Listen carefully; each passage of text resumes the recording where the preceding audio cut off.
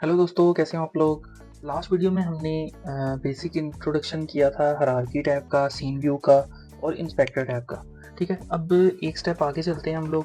तो first of all last video में मैंने आपको बताया था कि हमारे पास कोई भी एक गेम ऑब्जेक्ट है, उस पर हम क्लिक करते हैं तो इंस्पेक्टर टैब के अंदर उसकी प्रॉपर्टीज़ और कंपोनेंट्स वगैरह जो उस पर लगे होते हैं स्पेसिफिक गेम ऑब्जेक्ट के, वो हमें शो हो जाते हैं। ठीक है, अभी मैं थोड़ा सा चीज़ों को क्लीन अप कर लेता हूँ। फॉर एग्जाम्पल हम एक क्यूब रख लेते हैं, ठीक है, और हम ये वाला जो है वो क्यूब रख लेते हैं और इसको हम डिलीट कर देते हैं। राइट क्लिक करेंगे और ये डिलीट आ गया, ठीक है, और ये हमारा डिलीट हो जाएगा।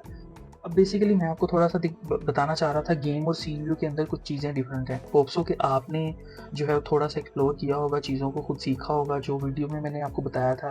फॉर एग्जांपल हमने राइट क्लिक करके आई व्यू आ जाता है, उसके बाद आपने रोटेट किया होगा, चीज़ों को देखा होगा, ठीक है, इम्प्लीमेंट करके। ठीक है, अब फर्स्ट ऑफ ऑल मैं क्लिक करता हूँ गेम ऑब्जेक्ट मेन कैमरे के ऊपर और मैं F प्रेस करता हूँ। ठीक है, तो आप देखेंगे कि हमारा वो उसी जो है ना गेम ऑब्जेक्ट के ऊपर फोकस हो चुका है। ठीक है, अभी इसकी ज़रूरत क्यों पड़ती है। फॉर एग्जांपल आप इनिशियली आते हैं यहाँ पे, फॉर एग्जांपल आप प्रैक्टिस कर रहे हैं, प्रैक्टिस करते करते आप कहीं घूम गए हैं काफ़ी ज़्यादा। ठीक है, आप राइट पे क्लिक करेंगे, आपको कुछ समझ नहीं आ रही होगी क्योंकि फर्स्ट 1-2 दिन में आपको थोड़ा सा मसला आएगा, बट आप जो है ना चीज़ों को इम्प्लीमेंट करते जाइएगा तो काफ़ी चीज़ें गो थ्रू हो जाएंगी और ईजी हो जाएंगी आपको यूज़ करते हुए। ठीक है, आपने गेम ऑब्जेक्ट के ऊपर क्लिक करना है और F प्रेस करना है तो वो फोकस हो जाएगा उस स्पेसिफिक गेम ऑब्जेक्ट के ऊपर। ठीक है, आपने राइट क्लिक करके और आपने सेंटर जो है हमारे पास व्हील जो है हमारे पास माउस के ऊपर होता है उसको क्लिक करना है। ठीक है, उसको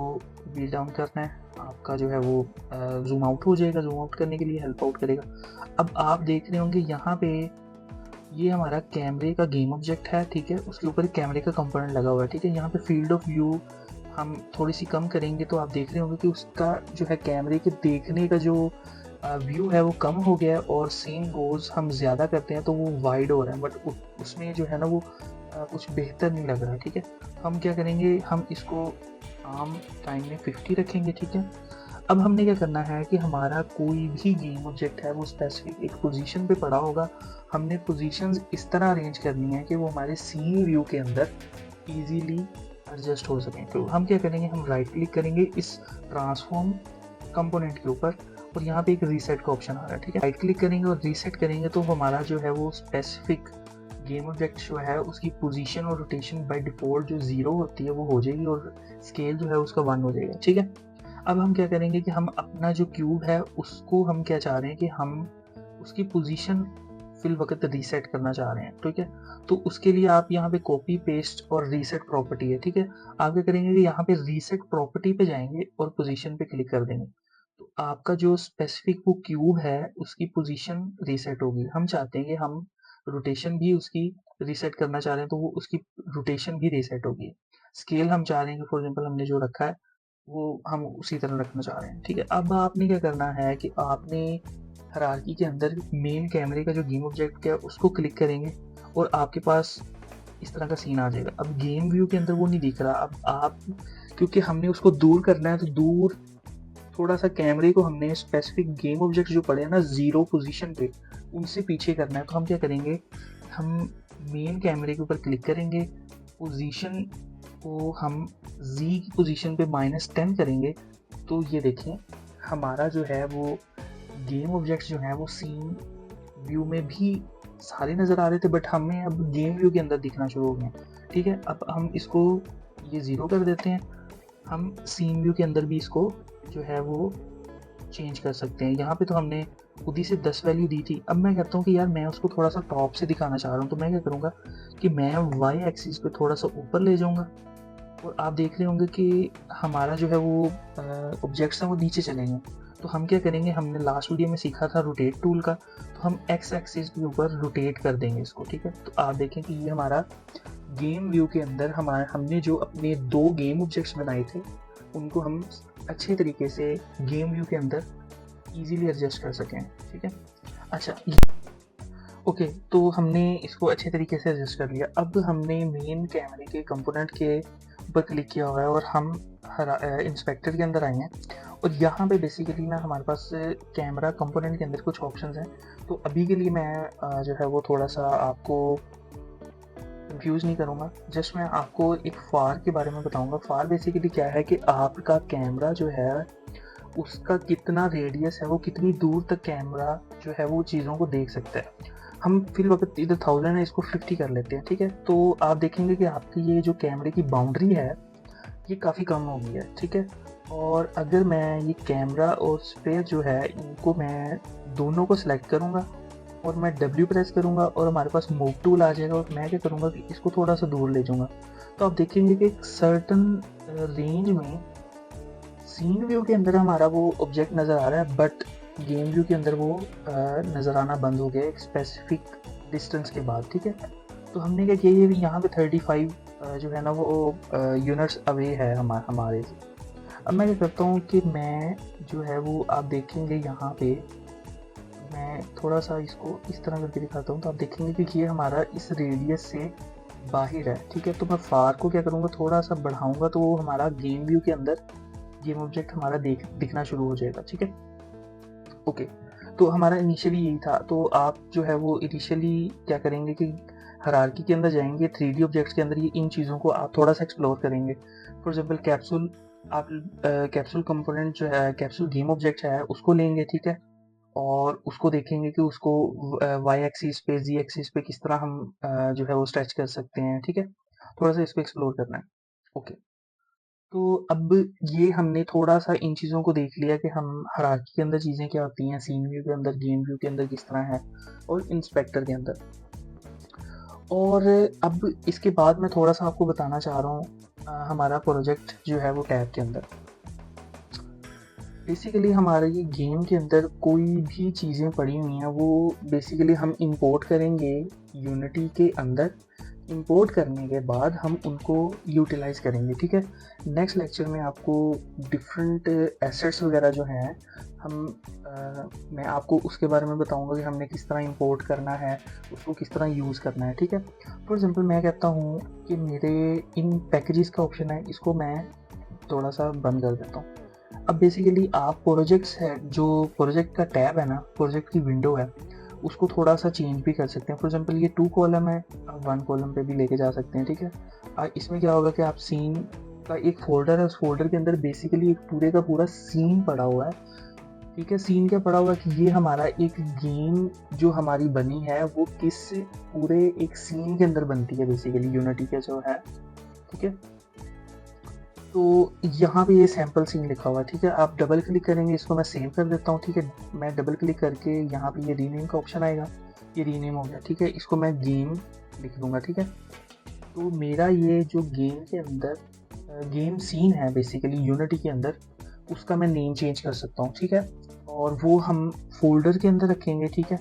और सेम आप क्या करेंगे, यहाँ पे राइट क्लिक करेंगे, क्रिएट करेंगे और डिफरेंट कंपोनेंट्स आते हैं। अब बेसिकली हमने चीज़ों को अरेंज करने के लिए प्रोजेक्ट की विंडो की हेल्प लेते हैं। बेसिकली प्रोजेक्ट का टैब है, उसके अंदर सारी चीज़ें आपकी पड़ी होती हैं, ठीक है? अब मैं क्या करता हूँ कि हमें अभी जितनी चीज़ें हमारी 3D की पड़ी हैं ना, वो बड़ी फीकी-फीकी सी लग रही हैं, ठीक है?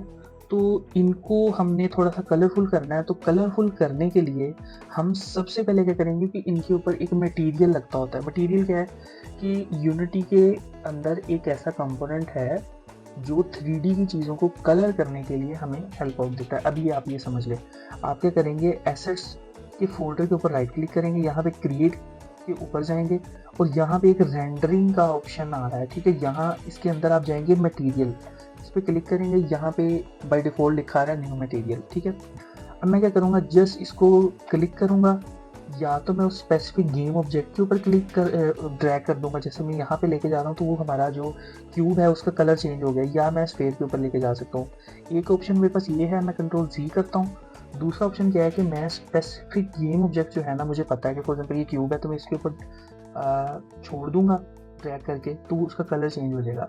अब मैं आपको बताता हूँ, इसके ऊपर हम क्लिक करेंगे, क्लिक करने के बाद हमारे पास अभी के लिए आपने जो देखना है वो एक है mesh render component. Mesh render component के अंदर मटेरियल्स का फोल्डर है और वो ऑटोमेटिकली यहाँ पे हम क्लिक करेंगे तो वो हमें बता देगा कि ये मेरा गेम ऑब्जेक्ट है।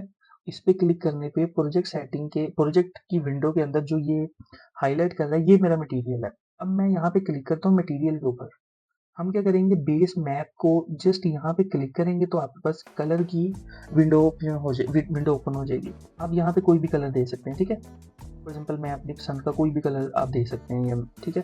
मैं कहता हूँ कि जी मैं ग्रीन कलर इसको दे देता हूँ, ठीक है। ये हमने एंटर किया और ये हमारा ग्रीन कलर हो गया। अब आप चाहते हैं कि यार बॉल का कलर कुछ और हो, और ये मैं इसको फॉर एग्जांपल क्यूब की जगह इसका नाम मैंने चेंज करना, और नाम चेंज करना मैंने आपको बताया था, या तो आप यहाँ पे क्लिक करेंगे और ये रीनेम आ जाएगी, या आप इंस्पेक्टर के अंदर इसको कह देंगे लाइक इसको ग्राउंड कह देते हैं, ठीक है। फॉर एग्जांपल हमारी आसानी के लिए मैं कहता हूँ कि इसको थोड़ा सा मैं बड़ा कर देता हूँ, और ये मेरा ग्राउंड हो गया। अब मैं चाहता हूँ कि मैं बॉल को ब्लू कलर देना चाह रहा हूँ, ठीक है। तो आप क्या करेंगे, सिंपली राइट क्लिक करेंगे, क्रिएट पे जाएंगे, रेंडरिंग, और एक और मटेरियल बनाएंगे, और इस मटेरियल का नाम रख देंगे बॉल, अपनी आसानी के लिए, ताकि आप प्रोजेक्ट सेटिंग के अंदर जाएं, प्रोजेक्ट जो है वो टैब के अंदर, विंडो के अंदर जाएं तो आप इजीली हो। सेम आप क्या करेंगे, क्लिक करेंगे, क्लिक करके ड्रैग करेंगे और वो उसके ऊपर क्लिक हो जाएगा। एक ऑप्शन ये है। दूसरा मैंने आपको बताया था कि आप गेम ऑब्जेक्ट के ऊपर ड्रैग करके छोड़ सकते हैं। तीसरा ऑप्शन क्या है कि स्फीयर के ऊपर क्लिक करेंगे, ये मैश रेंडर के ऊपर बाय डिफ़ॉल्ट यूनिटी एक हमें मटेरियल देता है। हम चाहते हैं कि नहीं, मैंने राइट क्लिक करना है और मैंने इसके ऊपर ड्रैग कर देना है, ठीक है। तो अब जो आपकी बॉल है उसका कलर वाइट हो गया। अब मैं कहता हूँ बॉल के ऊपर भी सेम उसी तरह ही जाऊँगा, मैं कहता हूँ कि बॉल का कलर मैं ब्लू दे दूँगा, ठीक है। अब आप किसी भी चीज़ के ऊपर जो मटेरियल लगा होगा, अगर वो एक से ज़्यादा, फॉर एग्जांपल मैं ये ग्राउंड को कंट्रोल डी करूँगा, डुप्लीकेट हो जाएगा, मैं मूव करूँगा। अब आप चाहते हो यार ये वाला जो ग्राउंड है उसका कलर कुछ और होना चाहिए, और जो मैंने डुप्लीकेट किया उसका कलर कुछ और होना चाहिए, तो आप सिंपली जो है वो सोचेंगे कि यार मैं यहाँ पे मटेरियल पे जाता हूँ तो मैं कलर चेंज करूँगा, तो वो एक का होना चाहिए कुछ भी। तो यहाँ पे क्या होगा कि जो उस मटेरियल को यूज़ कर रहा होगा उस सब जो है वो मैशेस जो हैं उनका कलर चेंज हो जाएगा। अब आप चाहते हो कि नहीं यार यहाँ पे मैं एक डुप्लीकेट करूँगा, इसका नाम रखूँगा मैं ग्राउंड 1, ठीक है। मैं यहाँ पे इसका नाम रखूँगा ग्राउंड 2। अब मैं ग्राउंड 2 को ड्रैग करूँगा यहाँ पे, इसको मैं कहता हूँ ये रेड कलर का हो जाए, ठीक है। अब क्या होगा, ग्राउंड 1 को मैं यहाँ पे प्लेस कर दूँगा, यानी कि अब ग्राउंड 1 के पास ग्राउंड 1 वाला मटेरियल है और ग्राउंड 2 के पास ग्राउंड 2 नेम का मटेरियल है, ठीक है। होप सो आपको इसकी समझ आ गई होगी। ओके, अब क्या है कि बेसिकली हमने इनको सबको बाहर रखेंगे तो बहुत बुरा लगेगा। प्रोजेक्ट की जो विंडो हमें दी गई है, प्रोजेक्ट की टैब जो दी गई है वो इसीलिए दी गई है कि हम अपने पूरे के पूरे गेम को पूरा ऑर्गेनाइज करके रखें, ठीक है। आप क्या करेंगे, राइट क्लिक करेंगे, यहाँ पे क्रिएट, उसके बाद आपके पास ऑप्शन आ रहा है फोल्डर का, ठीक है। आप फोल्डर बनाएंगे, आप कहेंगे यार मैं जो है उसका नाम मटेरियल रखूंगा, इन सबको शिफ्ट क्लिक करूंगा और यहाँ पे क्लिक करूंगा, ये तीनों सेलेक्ट हो गई मेरे पास। मैं सेम जो आप अपनी आम रूटीन में यूज़ कर रहे होते हैं उसी तरह आप इसको यहाँ पे ड्रैग करके छोड़ देंगे और ये आपके पास जो है वो मटेरियल का एक फोल्डर बन गया। बेसिकली इसका यही काम होता है। तो लास्टली मैं आपको एक और चीज़ बता दूं कि आप कहते हैं कि यार मुझे ये वाली जो मैंने सेटिंग की है लेआउट की, मुझे ये बड़ी पसंद है, ठीक है। तो मैं इसी तरह ही यूज़ करना चाह रहा हूँ, तो आप इसका एक प्री सेट बना सकते हो, लाइक इसको सेव कर सकते हो। आप क्या करेंगे, राइट साइड पे जाएंगे, यहाँ पे डिफ़ॉल्ट दिखा रहा है, तो आप क्या करेंगे, सेव लेआउट पे जाएंगे, आप यहाँ पे लिखेंगे माई लिख दें फॉर एग्जाम्पल और सेव कर दें, ठीक है। आप फॉर एग्जाम्पल प्रोजेक्ट बंद करते हैं या किसी बंदे ने यहाँ पे फॉर एग्जाम्पल 2/3 पे क्लिक कर दिया, आप कहते हो नहीं यार मुझे ये पसंद नहीं है, तो मैं दोबारा फॉर एग्जाम्पल आप कहेंगे कि यार मैं हायरार्की को इधर लेके जाता हूँ, गेम व्यू को इधर पकड़ के उसके बाद प्रोजेक्ट को नीचे लेके आता हूँ, तो वो आपको थोड़ा सा अजीब सा लग रहा है, ठीक है। आप सिंपली क्या करोगे, क्योंकि आपने उसको सेव कर लिया उस लेआउट को, आप राइट क्लिक करेंगे, यहाँ पे आपका लिखा रहा है ये माई का, आप जैसे ही क्लिक करेंगे जो आपने अपने लिए पसंद की हुई थी, खुद बनाई थी, वो लेआउट आपके सामने आ जाएगी, ठीक है। इनिशियली हमारे पास जो है वो यूनिटी का बेसिक इंटरफेस यही है।